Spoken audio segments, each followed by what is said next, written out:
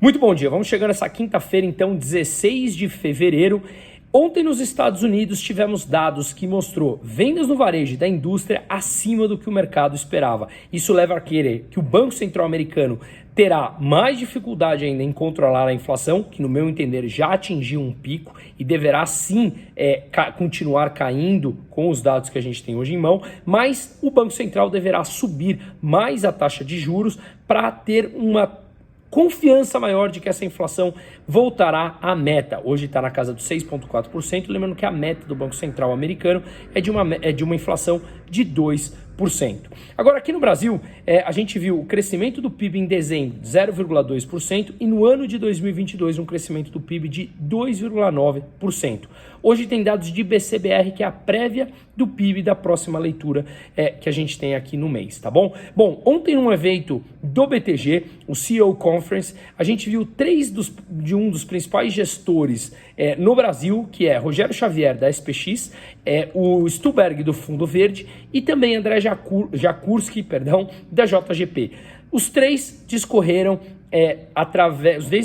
a favor da mudança da meta de inflação, pois falaram que essa meta de inflação de 3% hoje, ela faz parte de uma realidade passada. Essa meta foi colocada em prática antes da guerra, antes do Covid, e agora o mundo passa por uma nova revisão. O mundo vai ter, e isso eu concordo com eles, que a gente vai ter um mundo de taxa de juros mais alta e de inflação mais alta, talvez até na próxima década, corrigindo as distorções que umas políticas fiscal e monetária expansionista na última década injetou trilhões de dólares nas economias, jogou os juros para níveis baixos ou até mesmo negativos durante muito tempo, e aí isso causou distorções que agora começam a ser corrigidas com taxa de juros altas e retirada desse dinheiro em excesso da economia que produziu, como não havia dúvida alguma, que produziria essa inflação. A questão seria mais quando. Portanto, esses três gestores discutiram da possibilidade de discutir sobre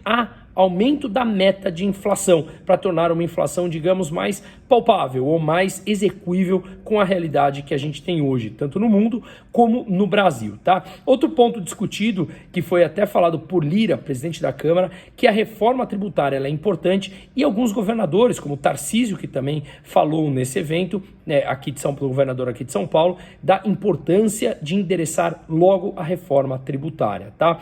Bom, o ministro da Fazenda, Haddad, falou que apresentará um novo arcabouço fiscal em substituição ao teto de gastos ainda em março. A ideia seria em abril, que ele adiantaria para março. Veremos se o mercado terá confiança em relação a isso. Eu, particularmente, não gosto de uma economia onde você tem o Estado como indutor. Para mim, o Estado ele muito mais atrapalha do que qualquer outra coisa, e quando o Estado simplesmente derruba o endividamento, tem um gasto público muito menor, é natural que o mercado precifique um risco menor, e aí você consegue derrubar os juros, diminuir o endividamento, a moeda fica mais controlada, e você tem uma atração de capital de longo prazo que transforma um país num crescimento muito mais sólido. Vamos ver como o mercado interpretará essa confiança. No meu entender, o modus operandi do PT ele é bem claro, desde sempre injeta dinheiro na economia, isso traz um boom de curto prazo, mas a médio e longo prazo a gente sempre paga essa conta. Mais problema de crédito chegando. BRK, que tinha uma carteira de crédito de 879 milhões, Portocred e Municred, crédito mútuo dos servidores da administração pública de Porto Alegre, que pediram recuperação ou extrajudicial pedida pelo Banco Central. Acho que teremos ainda um problema de crédito que vale sempre ficar de olho, não apenas aqui no Brasil, como também no mundo. Uma ótima quinta-feira.